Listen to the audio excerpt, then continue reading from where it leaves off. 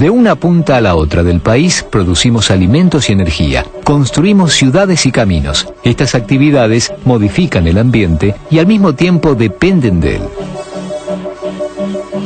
Para no perjudicarlo y también para poder aprovecharlo, es necesario conocer el ecosistema y comprender su comportamiento.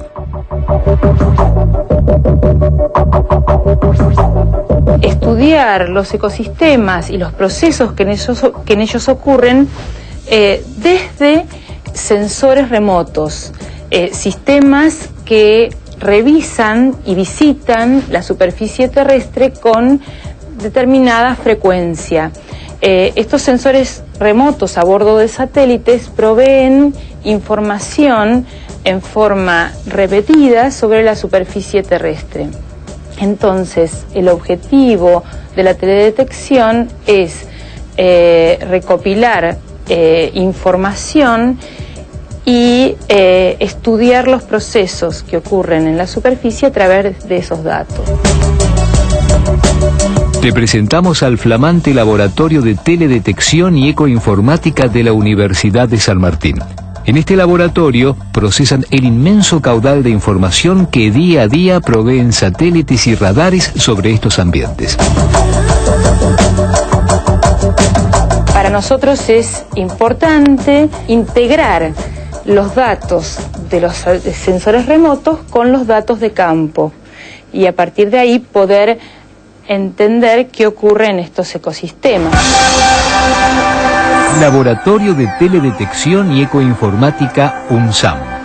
Teledetección, obtención de datos medioambientales por medio de sensores montados sobre satélites, aviones, etc. Ecoinformática, ciencia que procesa datos ecológicos y ambientales con herramientas informáticas. Fecha de creación del laboratorio, 1 de febrero de 2009. El objetivo del laboratorio es clasificar y comprender el funcionamiento de los humedales.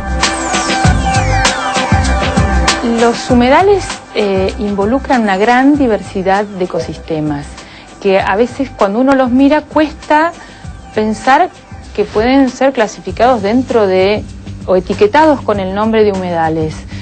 Tenés palmares inundables, pajonales, pastizales, turberas, bosques inundables. Realmente es una gran diversidad de ecosistemas.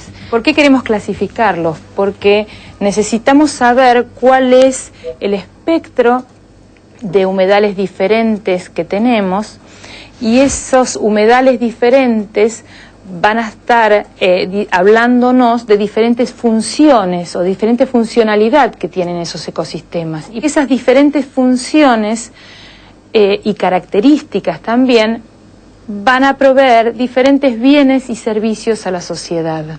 Y esa gran diversidad sustenta en muchos casos las economías locales y realmente ofrecen el desarrollo de muchas comunidades que se desarrollan a lo largo del Paraná.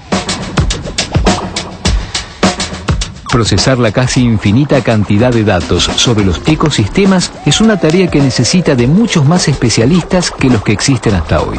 Por eso, este año se creó la Tecnicatura en Teledetección y Ecoinformática de la Universidad de San Martín. Un médico, para dar un diagnóstico sobre el estado de salud de una persona, necesita contar con distintas herramientas justamente de diagnóstico. El análisis de sangre, una radiografía, una tomografía, lo que fuera. Bueno, nosotros con la Tecnicatura tratamos de formar técnicos capaces de hacer este tipo de diagnóstico ambiental por imágenes, este tipo de interpretación de la información ambiental, para que un profesional pueda, digamos, tomar una decisión y actuar sobre el medio ambiente.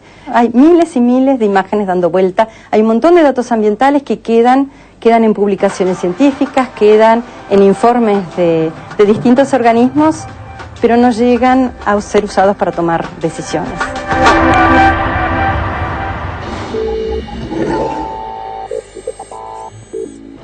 Vamos a hablar ahora en el programa con la socióloga María Cecilia Arizaga.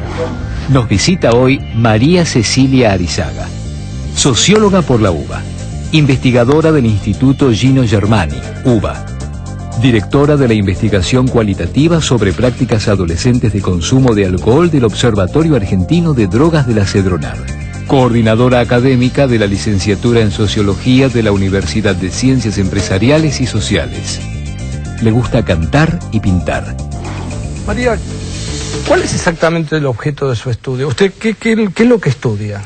Bueno, yo principalmente soy socióloga, trabajo en investigaciones desde una perspectiva sociocultural y desde ese marco, desde el año 2005, he venido investigando en el marco del Observatorio Argentino de Drogas procesos de consumo de drogas desde una perspectiva sociocultural. Esto quiere decir entender el consumo de drogas en sentido amplio, tanto legales como ilegales, desde la perspectiva de la vida cotidiana, ¿no? Lo que los sociólogos llamamos la sociología de la vida cotidiana, sociología de la cultura.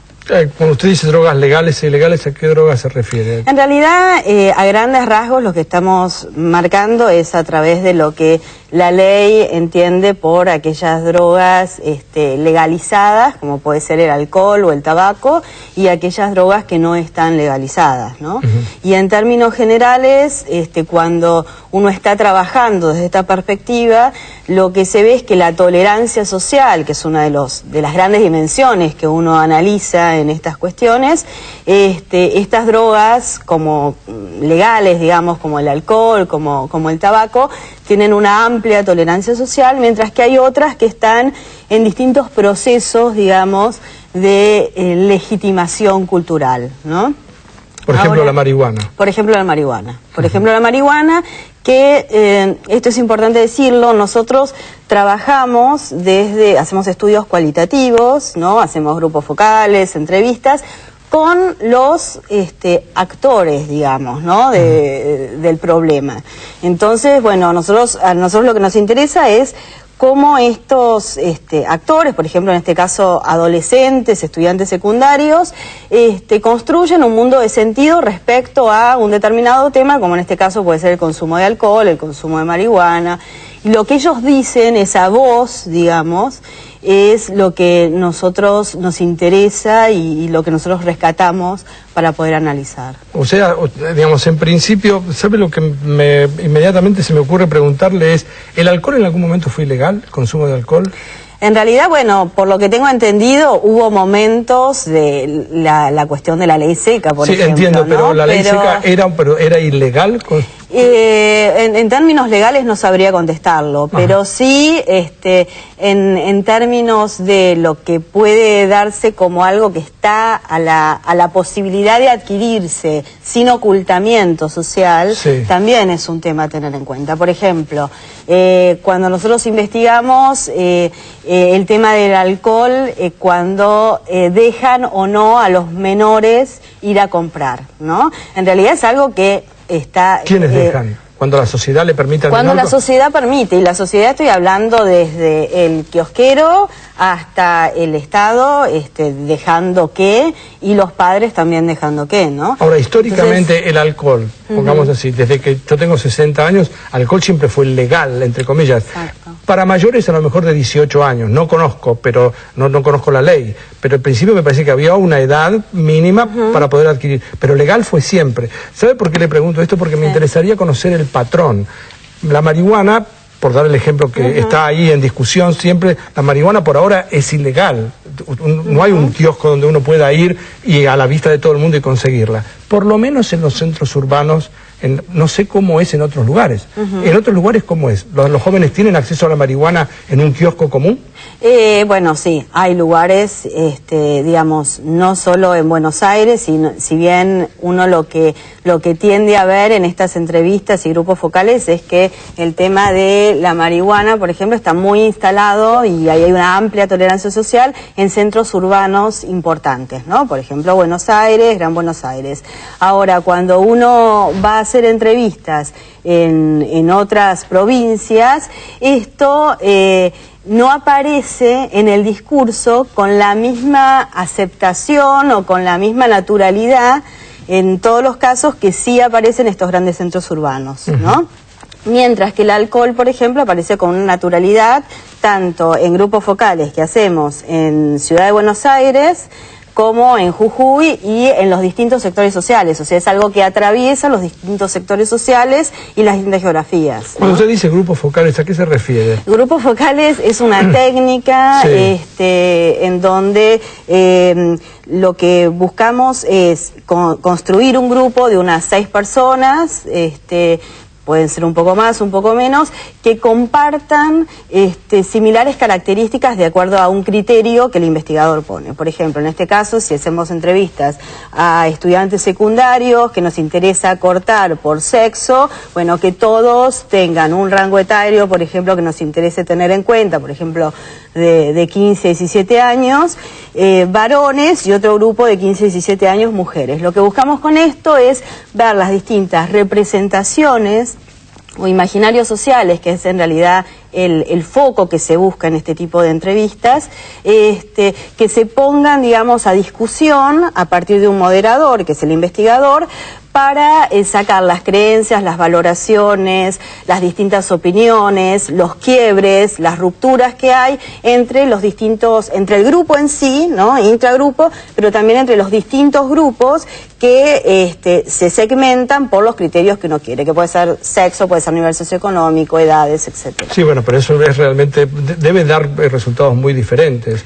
Digamos, los del sexo, los geográficos inclusive, no debe ser lo mismo la capital, Gran Buenos Aires, que otros lugares en el sur o en el norte del país, seguro, o en el centro. Por ejemplo, una cosa que fue muy interesante en el estudio que hicimos sobre estudiantes secundarios y los imaginarios y prácticas de consumo de alcohol, lo que vimos es que en todos, nosotros hicimos entrevistas en colegios, en distintos colegios públicos y privados de las distintas zonas del país, ¿no?, de las distintas regiones. Todos en centros urbanos, pero el tema del consumo de alcohol y sobre todo el consumo de cerveza, también de bebidas blancas, era algo que atravesaba los niveles sociales. Uno puede entender o dar por sentado que la cerveza atraviesa, las bebidas blancas también aparecían atravesando los distintos sectores sociales.